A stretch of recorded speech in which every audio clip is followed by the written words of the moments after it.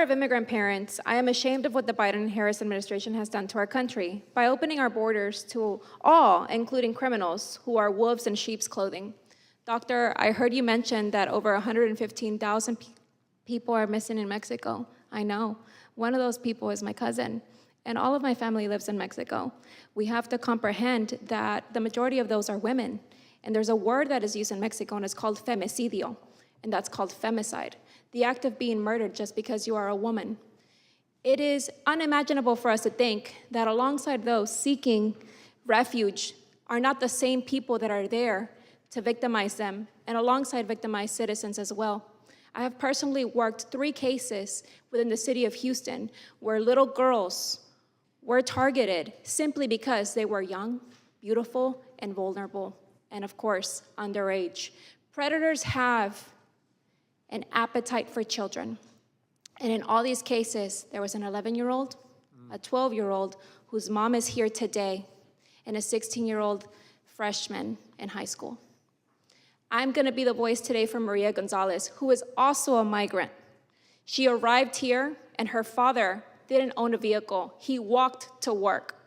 Her father is the essence of the type of immigrants we should want in this country. Law-abiding, hardworking man, working for $7 an hour, 14 hours a day.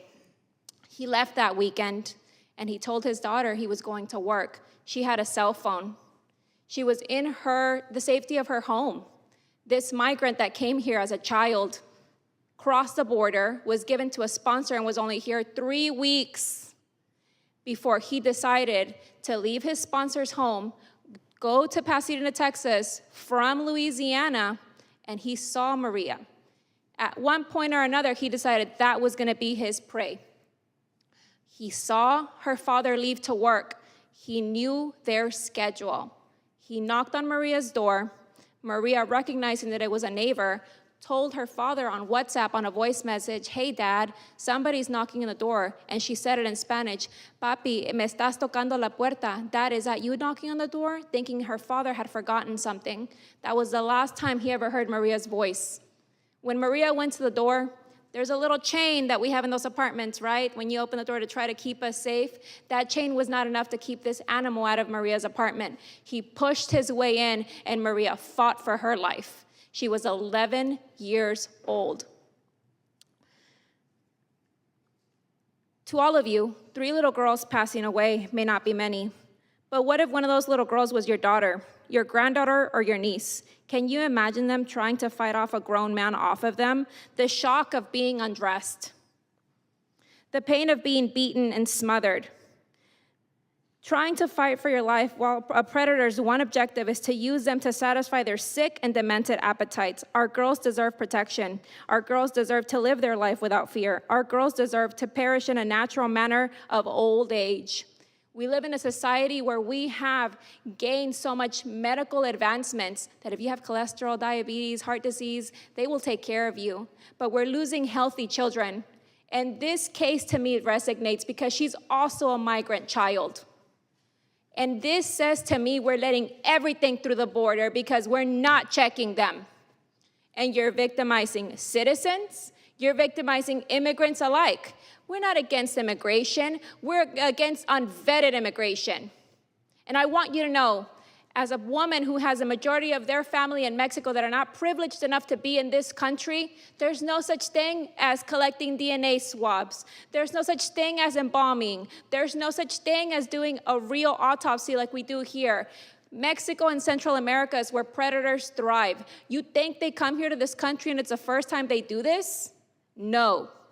This is just a place where we figure it out, and we care about our daughters, and we're gonna find out. Finding a little girl in Mexico that has been sexually assaulted is just a normal Tuesday. It's nothing unusual. So I want you to know, immigration is good. I am the living proof of that. My parents don't even have a speeding ticket. That's the type of migrants we want. But bringing them to this country, it's further victimizing what these same immigrants got away from in their countries. We have to have some form of check and balances, a real system to identify these criminals that are hiding in they're wolves in sheep's clothing is what they are. So I ask you, I implore you, close your eyes. I know you have a little girl in your family. Imagine somebody undressing her. Imagine somebody fighting her. Imagine somebody strangling her. Maria was so covered in bruises, I had to go and shop for a funeral dress for her to cover the damage that that man did to her. Maria lost fingernails in her fight, and she's a migrant child.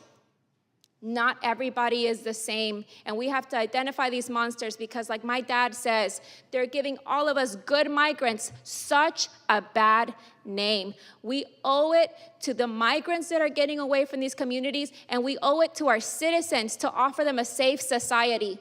People say, well, citizens kill too, but in these cases, all of these cases are migrants that cause this. And it's the failure of our policies by not checking them.